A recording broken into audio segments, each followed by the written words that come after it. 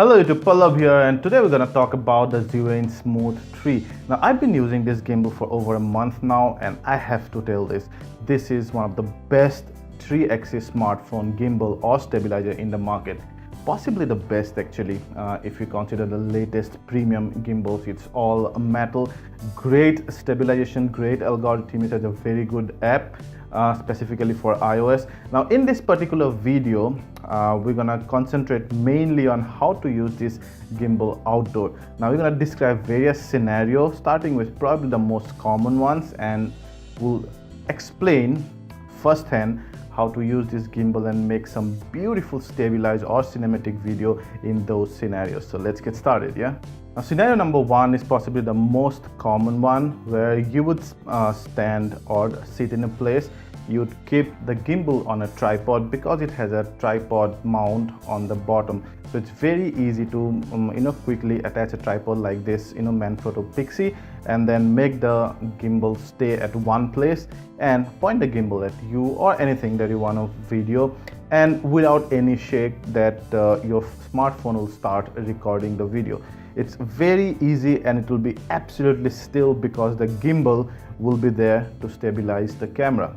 Scenario number two is the typical walking vlogging style. Now, while you walk, you probably vlogging, so you'll be, recording yourself, or you may be just recording your walk and just showing places around. This is a particular scenario where I would suggest you do not normally walk, because this is a 3-axis gimbal, mind you.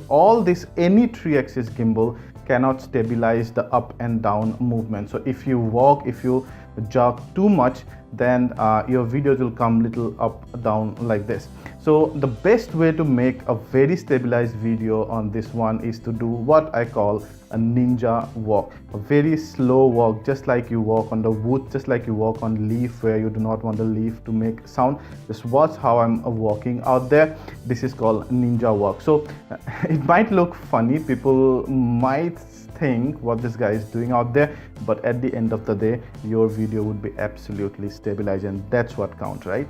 Scenario number three is great when you're doing, let's say, Facebook Live or Instagram Live, where you in particular many of the times want to use the phone in the portrait mode, because that's kind of gives you, shows you the comments and all stuff. It's easier in the portrait mode, and even in Instagram when you generally have the 1:1 aspect ratio, why to waste the landscape mode? So you can simply turn the smartphone scalp here and use the smartphone in the portrait mode, go live with the front camera or with the back camera and start shooting. Now I'm going to talk about some specialized situation in terms of modes that are available on this particular gimbal. But before going into explaining any of these modes, you should know the 3 axes available on this gimbal. They are the roll axis, the tilt axis, and the pan axis. So the first mode we're talking about is the pan following mode. In this mode, the camera pans left to right, following the movement of the stabilizer. So you can just move your stabilizer very slowly or fast, and accordingly the camera will move from left to right. But to move the camera from up to down, you'll have to use the joystick.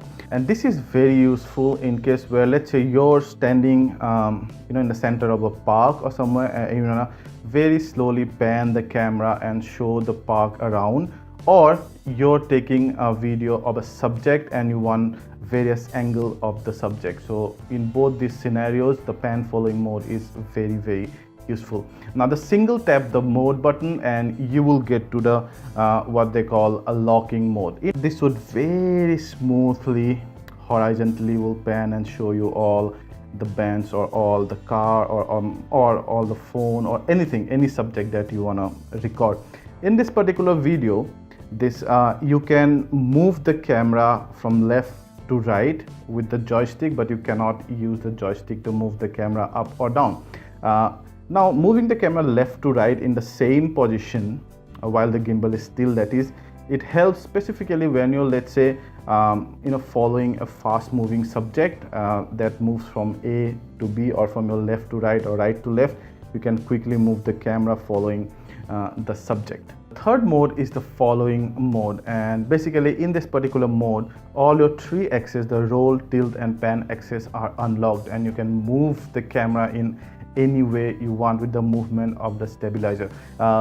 Sometimes you need to pan, sometimes you need to roll, you need to tilt the camera and all, and this is great if you have control over the gimbal and the camera's movement. So then guys, those are the specific scenarios outside where I would actually use this great gimbal. It's an awesome gimbal, very stabilized video, and I absolutely love this. It's light despite of being an all metal body, and if you have a large enough, good enough smartphone, good enough video quality, then you can make some almost DSLR like videos with this particular setup. If you like this video, please hit the like button, ask anything related to how to use this gimbal, and I'll answer them on the comment section. And also, to end this video, please enjoy this very short clip that I shot with the Zhiyun Smooth 3.